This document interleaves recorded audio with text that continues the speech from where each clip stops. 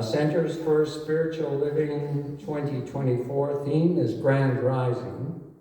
Our March theme is, if we're to step into Grand Rising, we must be willing to embrace a new way of experiencing and expressing ourselves. This month, we look at what newness feels like as it inspires our evolution. So the talk today is new, now, and what's next? And I would like to introduce our spiritual director to give us this talk, and I'm sure we'll all come away with stuff that we need to experience newness. April, can you?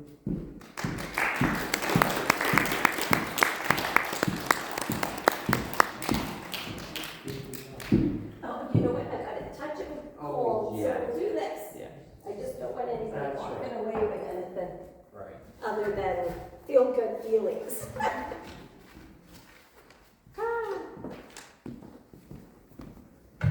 Do my little work.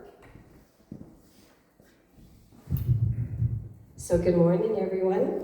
What a great Sunday. So nice to see everybody here today, especially since we have our AGM. This is so incredibly important. You are the future, and it's wonderful to see you all here. So, as everyone knows, I usually like to start with a little humor. So, this burglar was in the house. He was in the corner, and he was lifting up the stereo system. And all of a sudden he heard, "Jesus is watching you." And he was like, "What? Did I hear that right?" Sure enough, he hears it again. "Jesus is watching you." So he kind of freezes, turns around, takes his flashlight, and in the corner he sees a parrot in a cage. And he said, "Was that you?" And this parrot goes, "Yeah, I'm Moses." And he goes, "What idiot would name a parrot Moses?" And the parrot was quiet for a minute, and then the parrot looked at him, cocked his head to the side and said, "The same idiots that named a 150-pound Rottweiler Jesus." So, so what's new? What has been wonderful this whole month is we've been looking at things we've never seen before, things that we've never thought of before, ideas of expansion, of looking back, of tell me something good like Audrey's was last week. And all of these have been to remind us of the journey that all of us have been on.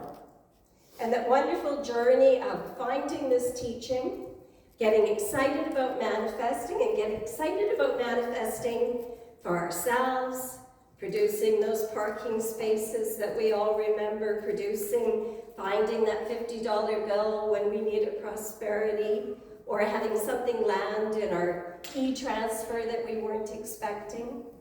And then moving from that to looking for broader things, right? Not so much the personal. Looking for things that helped the community, understanding that, sure, we can be happy when we're prosperous, but we can also be happy when our neighbors are prosperous and our neighbors are healthy, where people here are healthy, right? Our communities. So, and we see a broader expansion where we want happiness for the world. We want peace for the world. We want prosperity for the world. So we kind of move into those thought patterns, right? We talk about a world that works for everyone. So it's not just in this for me, which a lot of the times can be the go-to insult of people that follow New Thought, right? It's all about you. Where's the generosity? Where's the compassion for community? It's there. People just haven't gotten past the initial understanding of how this power is used. So what I love about this is that we come to a place where we realize one of our most important things is our understanding of watching things happen in the world and not becoming a victim of it. to understand that atrocities happen, sad things happen to ourselves, to our friends, to society. But we have a choice about how we react. So it kind of comes down to this wonderful teaching of emotional regulation, that wonderful thing of where we can view things from within but still without. And that's a newness, isn't it? Where we can understand we're not a victim of what's going on around us. We have a choice. We can know our power. So today what I want to talk about a little bit is having moved from the focus on myself to moving more into the focus of the community, moving more into focus of our world purpose, your purpose. So you'll see above me, and I'm hoping we'll see one. This is a live feed, and it's called the Visitors, I don't know if somebody speaks German, but Visitor in the Netherlands. And the reason I put this up was because I think it's a fantastic example of how out-of-the-box thinking can really help in this world. And I want you sitting here, I'm really hoping we'll see a fish. But what this website does was they had an issue in the Netherlands where they have a dam, of course, and they have to keep the water out, but they have fish that get caught behind. And they have one person who opens the gate for the fish. So you can imagine this can get a little tiring, I'm sure, on an 8-hour shift of watching on your own and pushing the bell. So what happened when the fish would get all clogged up? In front, the guy would miss pushing the bell, and it didn't take long for other hungrier fish to realize if they waited by the gate, they could eat the other fish trying to go through.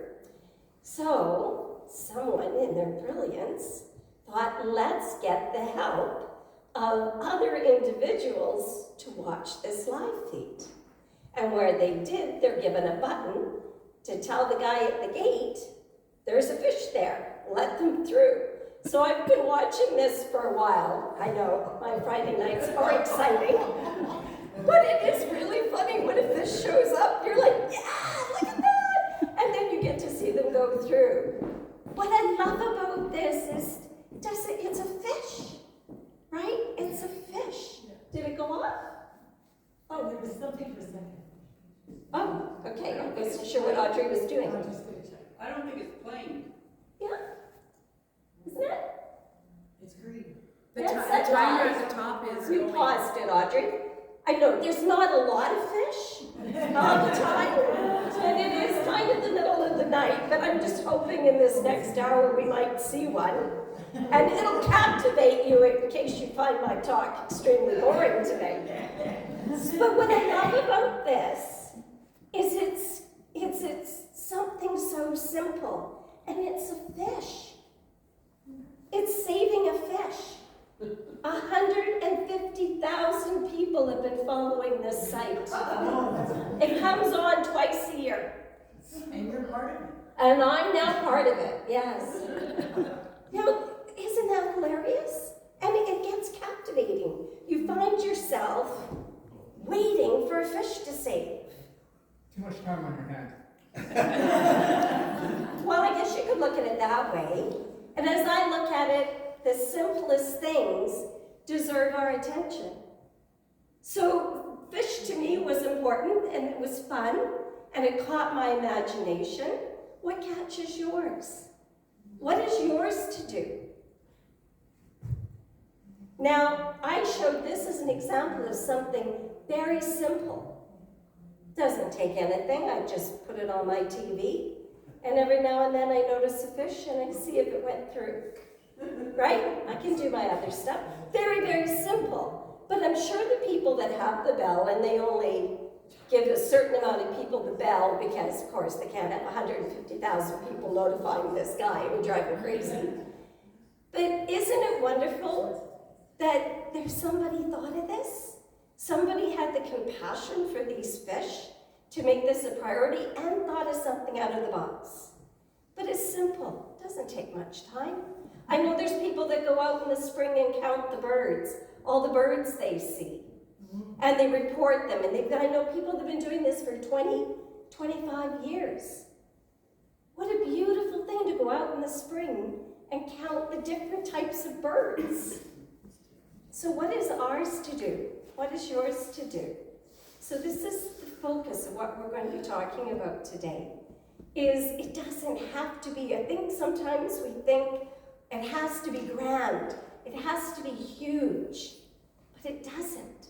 The simplest things can make the biggest difference, and it doesn't matter as long as it speaks to you, as it's something that feeds you. And that is the greatest thing that we have about this teaching, is we have the ability to show people their power. And I talked about this at the beginning, how most of us here, I would say 100%, know they have the power to run their lives, to make their choices in their lives, to create the life of their dreams. We know that. But do you know how unique that is? I think sometimes I get very disillusioned because I go out and I'm talking to other people that haven't taken the classes, haven't maybe graced our presence on a Sunday morning, or talked to someone in this teaching or watched it on YouTube. And I talk about things that I think are just natural, are just common, right? Like, I say, I'm healing this week, got a bit of the sniffles, but I'm healing beautifully. I can't believe how powerful I am, how well this is disappearing. And people are like, what are you talking about? Like, just take cold effects or take something. And I'm like, well, yeah, that's fine, but I know I'm healing. I know with or without it, I'm great. And people go, oh, okay, yeah, sure. Or if I say something like, this day's just getting better and better. And they're going, are you joking? This has been a lousy day. It's snowing, it's 27 below, this is March, it's supposed to be gorgeous.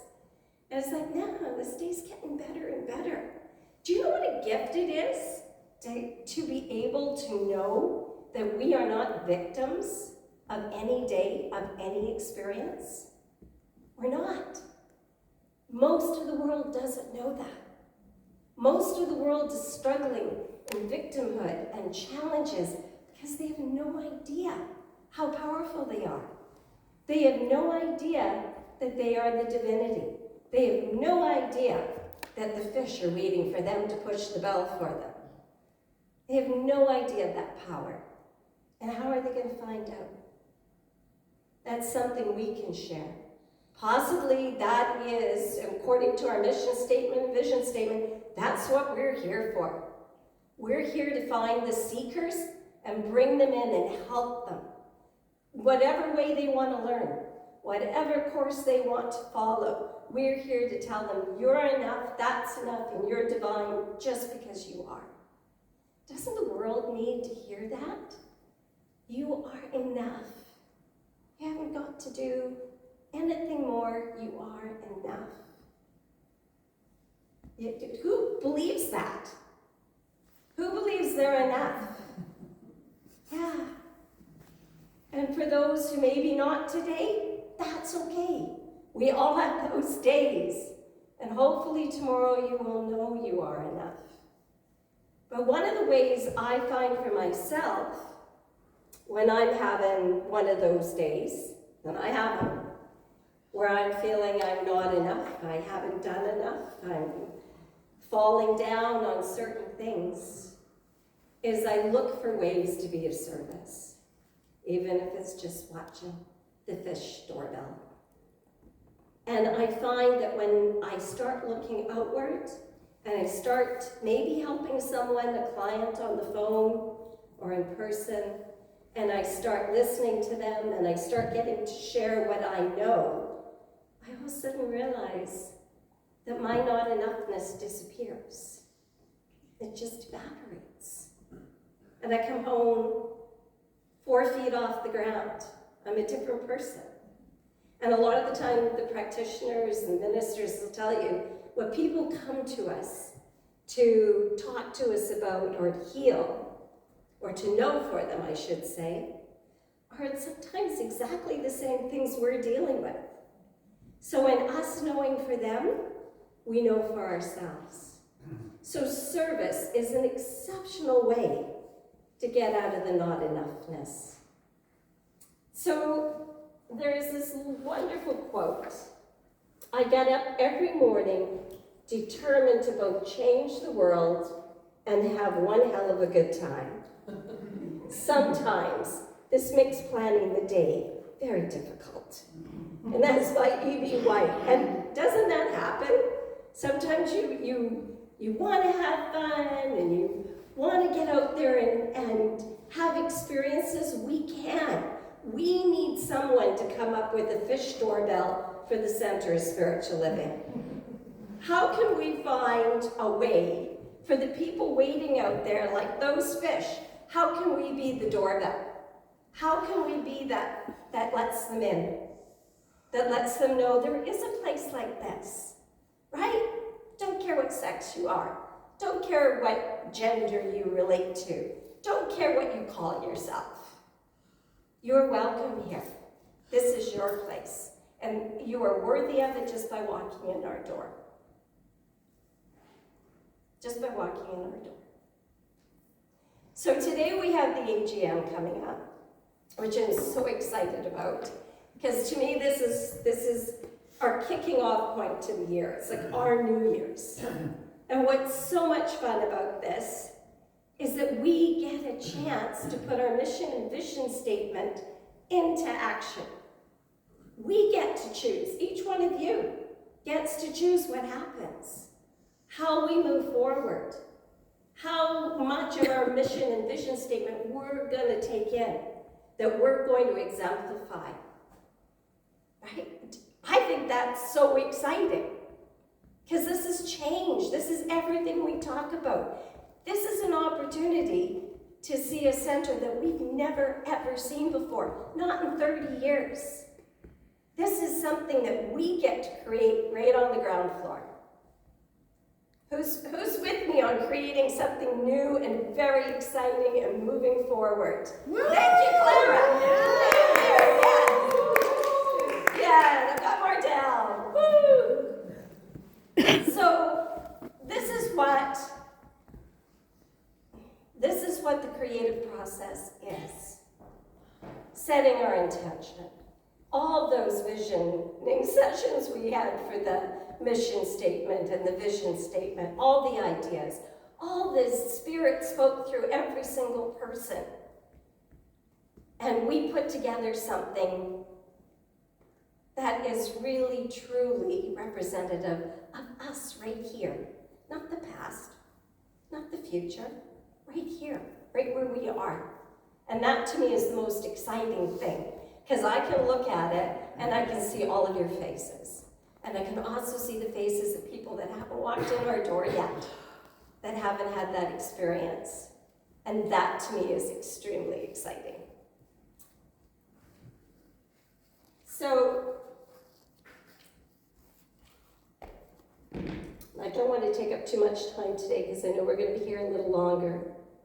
So the next part is moving from strive to thrive. And this goes a little bit into the past, but I think after COVID, everybody was on how do we come back? How do we exist? How do we get through this? And very quickly, I understood that the striving was going to destroy us. We had to see ourselves as thriving. We had to see this place as full. We had to see this place as jubilant. We had to see this place as an exciting place to be. We had to see this place as being a kind place for seekers, and also to help people find their path, give them the spiritual tools, all the things that's in our mission statement. And it started to switch. Things started to flip. And that is so exciting to look out here where a lot of Sundays, I probably outnumbered a few people in the audience. But it's changed so much. And that's because of you. That's because you guys kept seeing the future. You kept seeing what was, what your intention was, what your hope was. You created this, all of you. And I thank you for that, because this place is very important for me. So when you're looking for things to do that are yours to do, look for things that excite you. Don't look for maintaining the status quo. Don't look for going and doing what everybody else does as far as a charity goes or being of service. Look for those out of the way unique things that speak to you. Because that will keep you engaged, that will feed back to you, and you will truly be in service, because anything that lightens your soul, lights you up, it's going to light up whoever you're helping, including us. If you get lit up by moving that ladder that's been there for about a month, I would absolutely love it. So there's an old Chinese proverb, chop wood and carry water. And after enlightenment, chop wood and carry water. What does this mean? It means that when we talk about awareness, there's those wonderful t-shirts back there of Audrey's that say awareness is the destination. I know sometimes that can be confusing, but what it means is to understand that we're divine, to understand that our thoughts aren't us, to understand that we are spirit in this world. So it has got nothing to do with, some woohoo stuff. It's who we are. That awareness that everything is holy. I remember that John Mayer song, or Peter Mayer's song, that Ian introduced me to about 25 years ago that I play consistently. Everything is holy now. There were birds and grass and sky and people. There were all those things before I came to the teaching. And when I became aware of my own divinity, there were still all those same things, but they're all different now. They're all special. They're all unique. They're all emanations of the one, of the source, of the universe, of spirit. It's not just a floor. It's not just a table. That's not just Barb. That's not just Judy. It's not just Audrey. Those are divine emanations of the one. Sitting here, I get to interact with all of these different versions of the one. How amazing is that? And I keep coming back because I know each one of you sees the same thing. We understand that the awareness is everything. People look around and they see a very different world than we see. They see hopelessness, futility, sadness. And not to say we don't have our moments, of course we do, but we understand they're just that, they're moments. And we keep moving away because awareness is the destination. That's what we were achieving. That's what we were going for. So we get to walk on, as Eckhart Tolle called the new earth. It's not the same. And you can't go back. Have you tried? I mean, I've had, weeks of not feeling so great. And I thought, I'm going to crawl back into the self-pity hole. You can't. It just doesn't feel like it's like you know better. It's like, I'm making this totally up in my head, and this isn't real. So you get out of it. Right? Service is a wonderful way to get out of it. I know I'm harping on this, but since we're looking for people to run for the board, that's one form of service. Another form of service is helping out with the dishes on a Sunday after service, helping set up the electronics, coming and making flowers to decorate the place. Anything you can imagine. Think of something you feel called for and see what you can create around it. See what you can manifest to make it work, and it doesn't have to be here. Something else calls to you. Maybe you want to volunteer finally at the Folk Fest. Maybe you want to volunteer. We could use a volunteer to head up Pride for our back into the Pride Parade this year for our second annual. There's so many opportunities. So just listen as that song that I started with, what your soul is calling for. What it says, hey, you know what? I think we should do this. I think this is what I feel like I need to do. Look for something new. Don't fall back on what was. Try something new. So, I would like to end with a poem, and it's by Mark Nepo. It's actually, I think, an excerpt. Being here. Transcending down into the ground of things is akin to sweeping the leaves that cover a path. There will always be more leaves, and the heart of the journey, the heart of our awakening, is to discover ourselves that the leaves are not the ground, and that the sweeping them aside will reveal a path. And finally, that to fully live, we must take the path and keep sweeping it. Keep sweeping your path. Keep uncovering the divinity within you, just how special and powerful you are. You are enough. You are divine. So let's get out of here and show the world your divinity. Enjoy the week, and so it is.